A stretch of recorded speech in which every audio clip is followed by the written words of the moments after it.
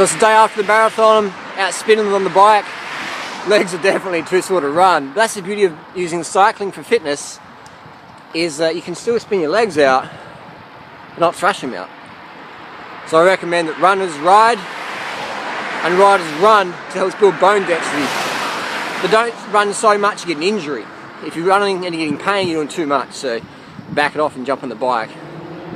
Let's do a marathon breakdown. Adelaide Marathon 2014. Let's do a race review. Alright, let's jump to it. Alright, so race review.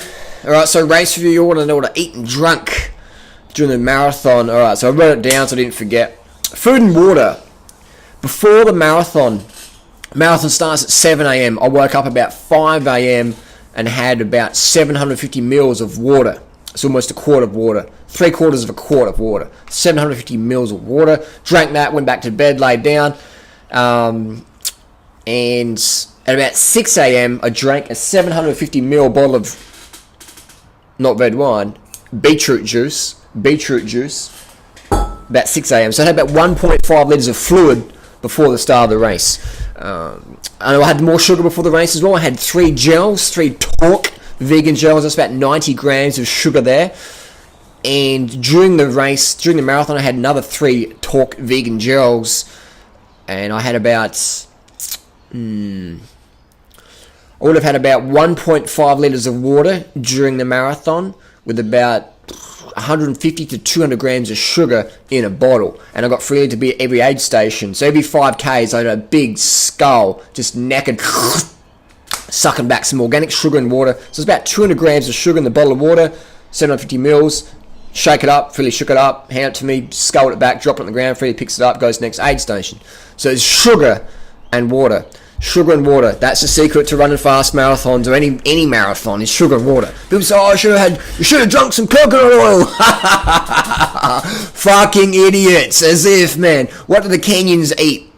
Who's the fastest marathon? Who's the fastest marathoners? The Kenyans, the Ugandans, the Ethiopians. What do they eat? Corn, rice, bananas, sugar. What do they eat during the marathons? Sugar. Alright? There's no one eating fucking coconut oil in a marathon. It's just... They're eating coconut, people are running barefoot shoes and they're running like 6 hours to the marathon. And that's fine. But if you want performance, don't drink fucking coconut oil in a marathon. Or any time for that matter. I used to watch to pace myself, Garmin 310, and I'd put the Velcro band on from the 405. I prefer that. Heart rate wise, use my little thing. There's another, if you're getting blisters from your strap, you can rub it in tape.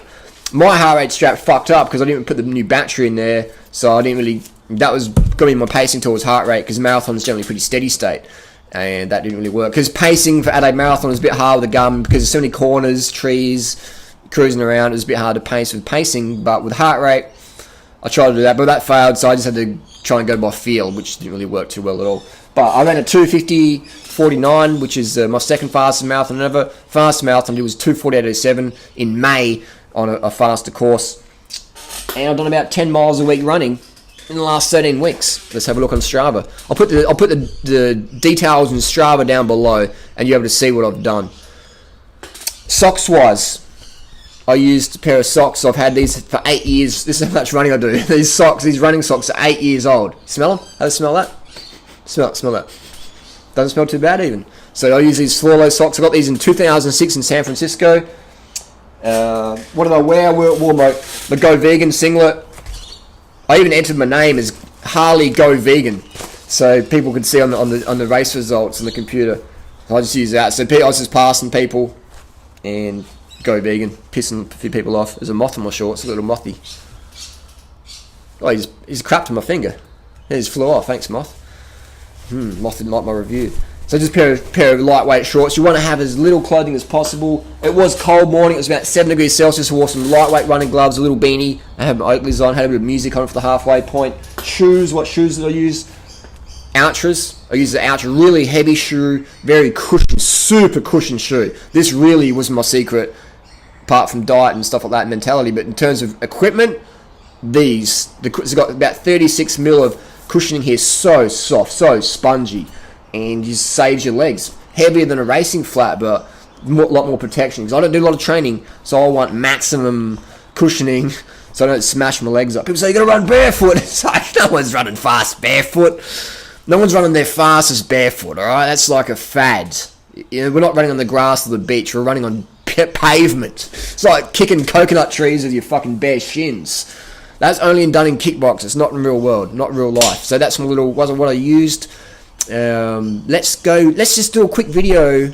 Let's do a quick recap on the pacing. Let's have a look at the pacing, because marathon's all about pacing. Let's jump to that. So I've covered what I've eaten. I'll put it down below the Strava link if you want to read out more. Check out the Strava link, and let's go to the pacing. Let's see what I do on the race day. Let's check it out. Okay, so on Strava.com, great little place here. Strava.com, free. You can upload your Garmin stuff to Strava.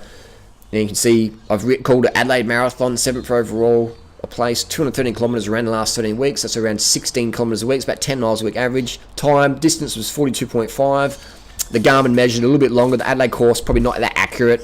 South Australian Roadrunners Club, not that well known for course accuracy or distance. But anyway, I digress. So time was 2:50.44. Average pace 4:01. Let's look at the laps. So you can see my heart rate. Let's check out heart rate first. You can see my heart rate monitor was working for a bit, but then it conked out. So that's not accurate. So heart rate is not accurate for this, in case you're wondering. So we're going by pace. So the pace, I felt pretty good. We're doing pretty good. Splits pretty quick out there, you know, banging it out. The course was hilly and twisty, so some of the splits were a bit jumpy. But we were cruising along. Felt pretty good. I was marking a couple of runners that I knew who would probably do pretty well. And then at the 21k mark, 2 runners broke away from me, and another runner whom I probably rated as a decent marathoner, I thought I'll stay with him. You know, he's a bit more experienced, but he blew up. He bonked. So I probably should have ran with the other 2 guys, but I just sort of ran by myself here for a bit and was in la la land. So you can see my pace there, pretty cruisy. And then about 38 kilometres mark, my legs went to mush. They went to mush. That's just 10 miles a week training there. That explains what's going on there. I didn't run out of sugar. I didn't run out of water. I know what that feels like. That was just pure muscle fatigue, muscle breakdown from lack of training. You try and run 42 kilometres at 4k pace on 10 miles a week training, and it's going to catch up with you after about 38k. So that was good. I had a good time there. So I lost a couple of minutes here. I really should be able to hold 4-minute pace all the way down there, but lack of training there. So what, 1, 2, at least 2 minutes I should have run fast. I should have probably run a 2:48 that day, like my last time. But there you go. So that's the breakdown there. That's the importance of pacing in a marathon. What did I learn this time? I learned to make sure my batteries, my heart rate strap are fresh before the marathon. I learned that sometimes on race day people don't have a good race, and if you stay with them, you'll lose time. So next time I'll have my strap organised and run my own race. But it was a good time, good fun, good training. Every run you do is more training, for more another brick in your fitness wall. There's no such thing as a bad race. It's about learning from things and being grateful for it. So there you go, it's my little marathon race recap. If you got any questions, post them down below. We'll see you next video. Thanks for watching.